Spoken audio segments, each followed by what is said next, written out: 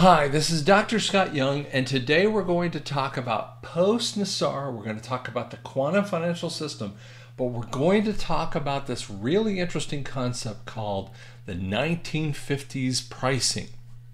So I want to give you, we're going to show you some little, not videos, but we're going to show you some YouTubes or websites, and we're going to kind of go over them a little bit more. And I'm not as good as some people on this, but we're going to show you some interesting kind of numbers here and just some kind of cute sites here. So today what we're dealing with here, and we're at May 10th, real interesting date, because right now we have Title 42 going on crazy here. We have the banking going nuts. We have Biden going off in crazy land. We have everything going nuts around us. But I want you to think post NESARA. NESARA has already occurred, okay? Today we have prices just off the charts.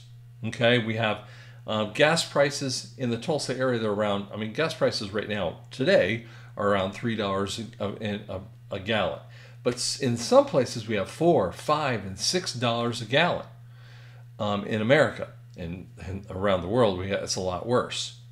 And prices are so high ever since December of 22. Water and electricity and all these other things, they're almost double, and so it's very difficult for people. And I want to talk a little bit about what happens when we go into a gold-backed currency. So NESARA does move into a gold-backed currency. So one of the things that you got to understand is that gold-backed currency will be set by Treasury. Now, some people propose that gold right now is around $2,000 an ounce, maybe $2,060 an ounce. Some people propose that gold will be conservatively about $2,500 an ounce. Some people propose it at $5,000. Some people propose it as much as $10,000 an ounce. Now, I don't care where you place that at. And we're gonna say, let's just say for the heck of it, it's at $5,000 an ounce. And I'd say that's fine if that's what you want it to be. I'm closing out a window here. Let's just say it's $5,000 an ounce. Here's what happens, and every single time Treasury sets, every time we have a gold-backed currency, Treasury will set the price of gold. It doesn't happen where it goes up and down.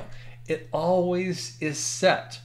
Now, they don't set the price of silver. They don't set the price of platinum. They set the price of gold. Now, some people want to talk about XRP is set to this and XLM is set to that. I'm sorry, I don't agree with that kind of thing.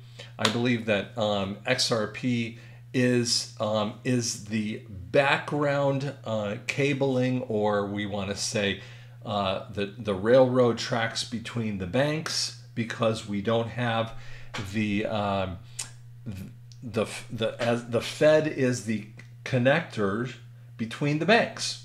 So if you had a $100 check that you wrote to me, and you write me a check from your bank to my bank, and you wrote me a check and you want to give it to me, well, I take it from my bank, from your bank to my bank, and we want to have them connected.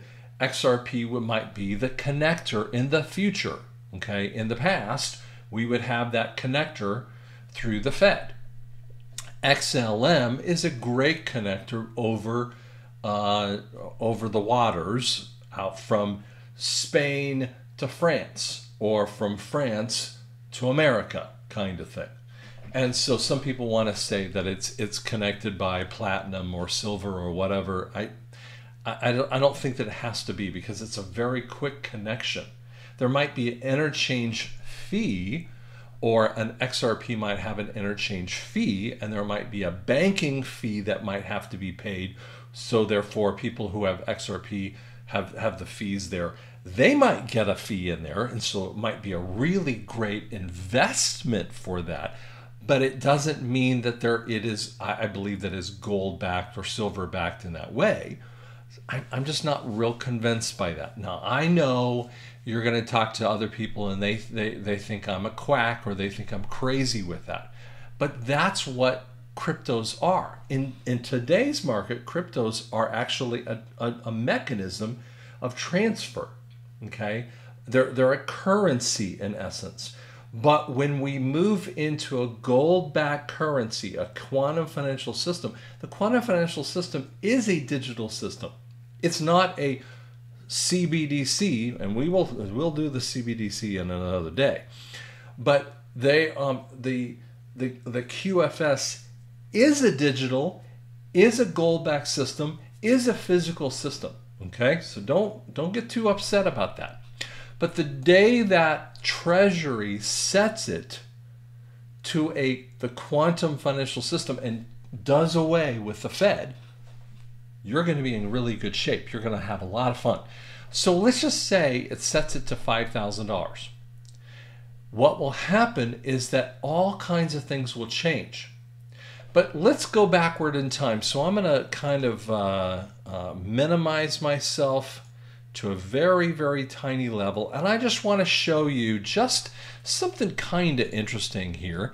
So we're going to show you, and I hear this all the time, that we're going to go back to 1950s pricing. So I'm going to show you, this is I believe this is a 1966 Bronco. Now, I could be wrong. It does show a 1966 Roadster Bronco. This is not an exact Bronco that I drove years and years ago. So this is a stick shift right up here. So on the floor. So you've got right up here. You've got a little AM radio right here, a little buttons right here. It's not real perfect and easy to see, but you can kind of get the idea. Very simple design, okay? My dad and I, we had the Bronco, and I remember, you know, everything, we actually had that thing going for a long time. We actually replaced the dashboard only at the last final second, when that sucker, when everything was just kind of wavering as we went along. That was the only time when we replaced it. But it's a very simple design, okay? Now, I just want to show you what a Mercedes-Benz design is here. So let me kind of open this up a little bit more. We're going to visit the site. I'm going to make it a little bit bigger here, kind of making it a little bigger so you can kind of see it. There we go. Can you see that a little bit bigger? Hope you can see that a little bigger. Do you see how huge that screen is? I mean, there's so many little buttons on here. There's a screen here. There's a secondary screen right here. I mean, this sucker is not even the same level as the dashboard design of a 1966 Bronco. So this is a 2023 EQE SUV interior, you know, Mercedes. And when people talk to me about you're going to have 1950s pricing, I go, what? And I'm going to use this back here in just a second. Pricing has changed so dramatically. So I'm going to put this out here just in a second. Here's how much pricing has changed a little bit over the years. Let me just show you some pricing changes, and this is some of the irritation that we all have had. So this is annual tuition, college tuition over the years. So 69 you know, tuition in the schooling is $358. 730s, you know, I mean, this is about when I went to college around here. And, you know, now we have, you know, tuition going up to here. And it's actually way higher than that. Private school, $32,000. You know, public schools, that. I mean, it's just crazy. When you go backward in time, I mean, I went to school around this time frame, and I remember that kind of thing and that kind of time frame. But, you know, private school in this kind of time frame. Look at the pricing that happens out there. The average cost, here's just a, oh sorry, that's the same thing, excuse me. Median cost of housing prices. My parents bought a house in 1971. It was $49,000, so it was a very expensive house. Median cost is $22,000. Look at the median cost of houses today. Look at the spike at $479,000. This is crazy numbers, right? Look at healthcare. The total healthcare expenditures at 1975, you're $132, right? To now, we have healthcare costs at $4,000. And we're talking about like these healthcare costs are just unrealistic. So we're talking about just incredible expenditures, and these are, you know, I imagine these are potentially monthly expenditures with that too, and you know, not exactly sure on those expenditures, are really not relevant with that too. But my point is that these are over expenditures. So one of the things that I hear all the time is that we're going back to 1950s pricing. And I hear this kind of stuff and I go, okay, no. Why is it going to be 1950s pricing? Why would it be 1950s pricing? Again, there are some things that are over expenditures pricing. Again, like we just talked about, there are things that are way over expenditured, like the healthcare, like house pricing, like college degrees, right? Oops. But how can you price the same thing, this 2023 Mercedes that has way more technology than the a 1966 Bronco? I mean, that is like way simple of a design. Actually, I am horrible at fixing things, but I remember helping my dad put together that Ford Bronco. We had to pull it off because everything was so messed up. And I remember helping my dad do that. And it was just the simplest. I mean, there was like a few wires behind that thing. It's actually more simple than that because I don't think it was as complicated even as that thing was. But there's no way we could have done that. I mean, you need to have just huge amount of design ability to be able to do the stuff that would happen like that. So how can you compare that kind of stuff? And yet the tuition, are you really getting the same ability for tuition as you are back in the 1970s versus today? Are you really getting the same value in that kind of way? Are you really getting the same value in homes as you are today? Well, yes. I mean, yes and no. Are you really getting the same value in healthcare? You see, what I'm trying to tell you, what I'm trying to give you as an idea, is that some things in value aren't exactly alike. So if we're talking about glasses, these are my new reading glasses, okay? My vision has changed a little bit right and left. These are just pure reading glasses. Reading glasses have been around for a very long time. There's not a lot of difference in reading glasses. I mean, they haven't changed a lot. How about my coffee cup here? Have coffee cups really changed over the years? Can they go down in price to 1950 pricing? Sure they could. I don't have a problem with that. But in 1950s, did this little thing exist? No, it didn't exist. So how can we compare that kind of stuff? So when you hear people talk about 1950s pricing, I look at that and go, what are you talking about? So I just wanted you to realize what you're hearing and what you're, you know, when you hear people talk about that, it has no macroeconomics in essence. So one of the things that's going to happen to you, so I'm going to pull over here to this one here, and we're going to kind of pull this down here, make it a little easier. So if you see this level right here, let me pull it down a hair more. Okay. Okay, if you see this little number here and it says 479,000, so we're just going to make it easy just for the heck of it. Let's just say the house is $500,000. And so just for easy math. So you have a $500,000 house, which is a very common number. For instance, a friend of mine, Jeremy Whaley, in Nashville. Nashville's a very expensive area compared to Tulsa.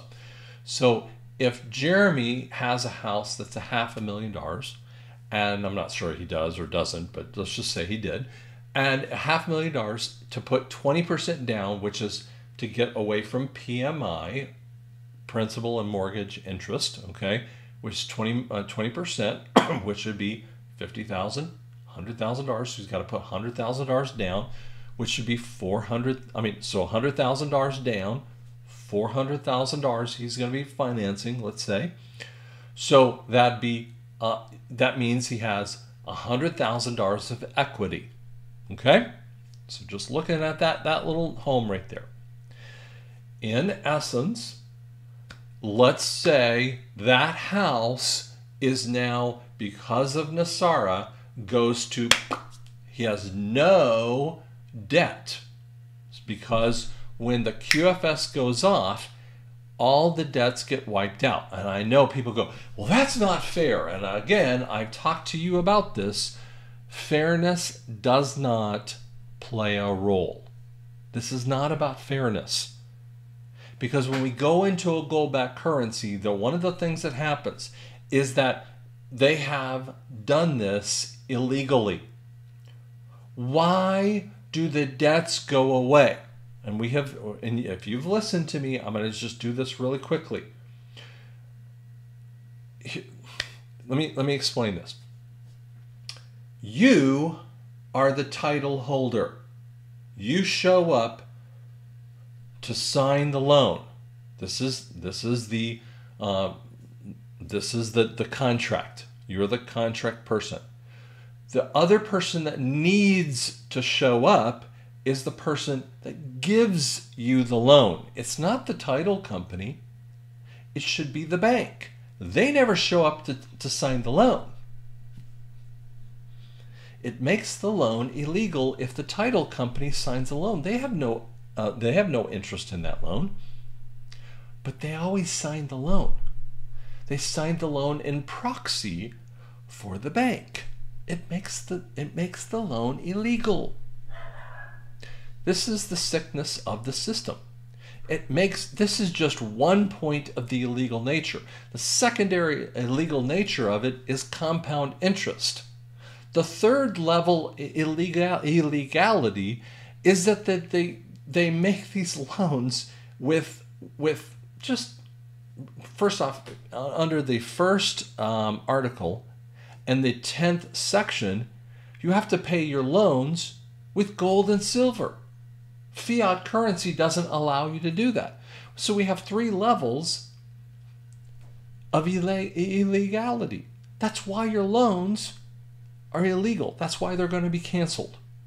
And that is just the debt forgiveness point. That's why this loan goes away. So if Jeremy, first off, has a $500,000 house, he put $100,000 down, let's just say. So he has a $400,000 of debt. Let's say he hasn't paid anything off on it. He has you'd say he has $100,000 of equity. But let's just say, for the heck of it, every house in his neighborhood has gone down to this. And see if you see that number. If you can't see that number, that is 270,000. Let's just say it went down to 300,000. So it went down by what is that? Went down by 60% or 40%, excuse me. So just to say, house prices went down by 40%. Did you see that number? From 500,000 to 300,000, just this time frame. We're talking only 7 years ago.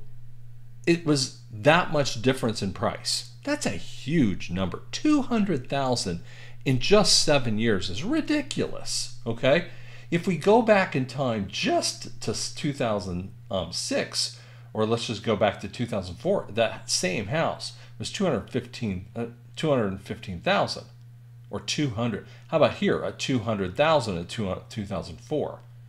So what if it went down to 200,000? That's just a little bit over half of the value of the price. And we're not even going back to 1990, where the house is way less than that. So I think that the prices could be down on a house value maybe in half. So if the price was in half, we're talking 250,000 right here. And that only was almost 20 or a little bit, almost 20 years ago. So they could be a lot farther down than you realize. And we're talking just over 20 years ago, they were way less than that, just for the same median value houses. This is how crazy values of those kinds of things have gone. Are houses, even in this kind of time frame, really gone up and given you that much more in overall value? And the answer is no. So if here's what we have to go, and people go, well, Jeremy has lost value in his house. No, he hasn't, because if he had $100,000 of equity, let's just say, and we just went back to 2000, let's just say 2003, that's exactly 20 years ago. Now he has a value of his house at $186,000. And let's just say, and that's a big change, but he has a $186,000 house. He has more equity than he did before. But every other house around him, every other house around him is $186,000 on average. So if he wants to buy a more expensive house, he's going to be $186,000 on average. So if he wants to buy a more expensive house, it'd be $200,000 house. So he's getting more of a house in that way. Do you see how that works? That's called macroeconomics. Let's go over to healthcare. So instead of him dealing with, or anyone else, having to pay $4,200 in healthcare, maybe just going backward in time, someone's paying $1,200 in healthcare. How would that help you? That was just 20 years ago. How about if we go back to 1995, paying $1,000 in healthcare? What if we went back to 1985? How about $439 a month in that way? Or, in that, maybe that's a yearly value. But the point, it doesn't matter what doesn't matter at all in that way. The point is, how amazing. Have we really accomplished more value to healthcare? This is how dramatic we've seen in healthcare. It's not done anymore for us. These are the kinds of values that will be coming down dramatically. When we look at the cost of college, when I look at college from 2020, and we're just going to do a private school, $32,000 a year, or $32,000 for a four-year college, versus back when I went to college in 1984 at $5,000. Have we really accomplished more value for that same time frame? No. So I think those are the kinds of things that you are going to see many more times. Sorry, let me open this up a little bit.